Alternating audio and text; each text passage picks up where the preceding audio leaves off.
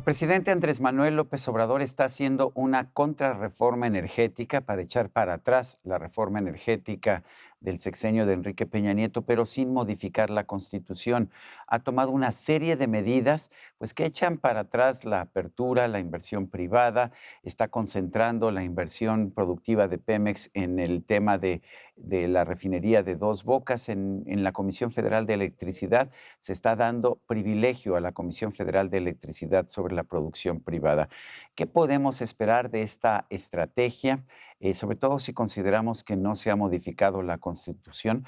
Vamos a preguntárselo a un especialista en materia energética, particularmente de hidrocarburos. Y bueno, pues yo quiero agradecerle, maestro Eric Sánchez Sala, el estar con nosotros aquí en la entrevista.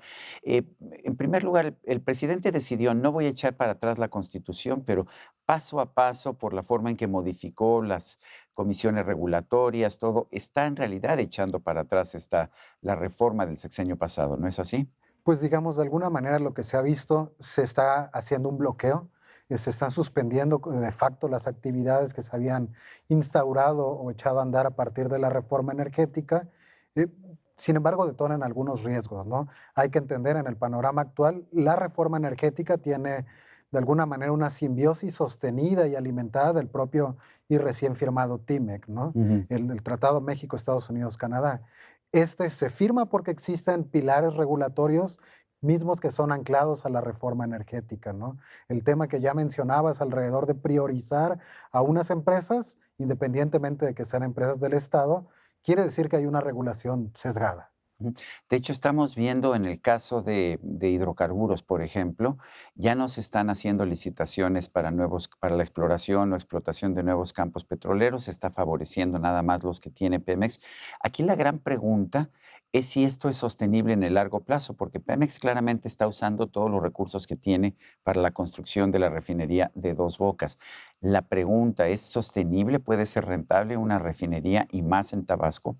Ah, son varios temas. Creo, desde mi perspectiva, el sector o subsector más afectado actualmente por estas modificaciones de facto a la regulación ha sido el de petrolíferos. Vaya, el retail de la gasolina, la venta que hay al cliente final en las gasolineras. Aquí es donde los permisos totalmente se han detenido y O sea, ya no esto hay nuevas gasolineras privadas, no se ha dado un solo permiso, ¿no es y así? no solamente gasolineras, no permiten ni siquiera la apertura o la realización de proyectos de terminales de almacenamiento.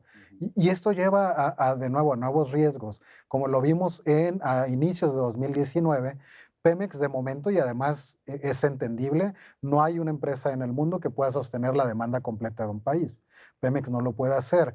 En su estrategia de limitar la participación de la competencia, es probable que se esté poniendo a sí mismo en una situación de riesgo donde no haya quien le pueda apoyar, porque así lo debemos de ver, a sostener la demanda de gasolinas en el país, ¿no? Y ver otro momento como el que vimos en enero, El ¿no? presidente ha mandado un documento y ha señalado públicamente un documento a los reguladores del sector energético que, entre otras cosas, quiere en el futuro que no exportemos petróleo crudo y que refinemos aquí en México toda la gasolina que usamos.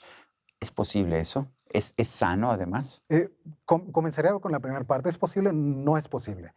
Los números no dan. Para poder refinar, o más bien procesar la totalidad de la demanda de gasolinas en México, habría que tener casi 40% más de la actual capacidad de refinación y eso considerando el 100% de su capacidad de proceso. Ujú. Es Que, no, que decir, estamos muy lejos de usar el estamos cien muy por lejos. ciento, sí. Actualmente estamos alrededor de entre el 25 y 30% de la capacidad de procesamiento del Sistema Nacional de Refinación. Para llevarlo a cerca de un estándar global, arriba del 90%, tendría que hacerse una inversión de 10, 12 billones de dólares, que claro, conlleva tiempo y dinero. Y esto no es algo que se haga en 2 años, no hay recursos que estén etiquetados para eso.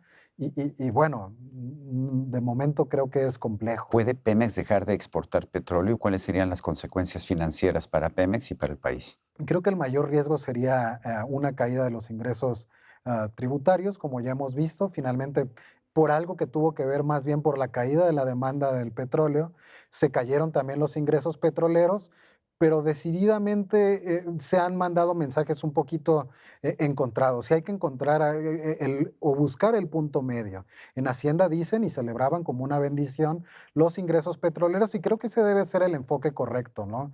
Es una forma inmediata y además muy fácil, entre grandes comillas, de captar dólares, ¿no?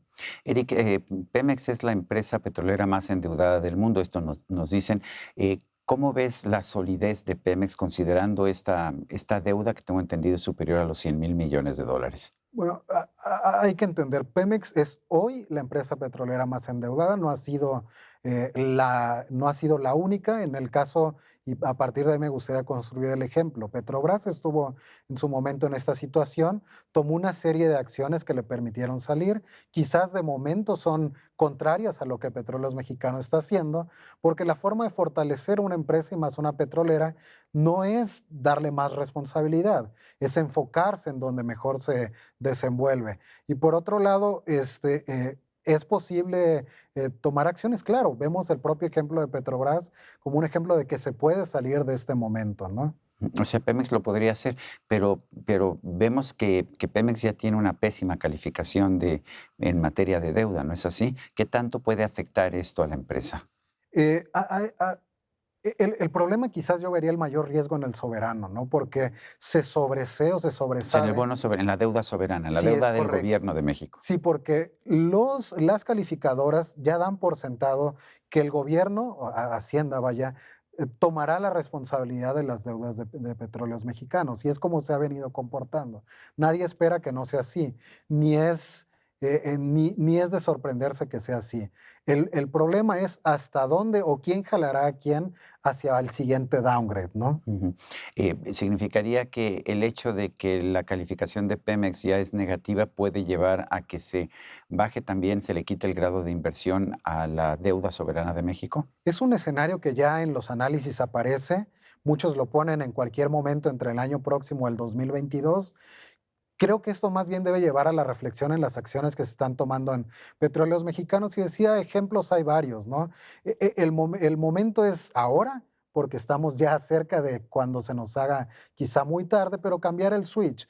Si la idea es fortalecer a Petróleos Mexicanos, la mejor forma de fortalecerse es a través de la competencia, centrarse en lo que Pemex es muy bueno y desde hace, no sé, 60 años, que es la exploración en aguas someras, la explotación de campos en tierra y en aguas someras, permitirle desarrollarse ahí y quizás dejar de ver en donde al día de hoy está causando pérdidas, ¿no?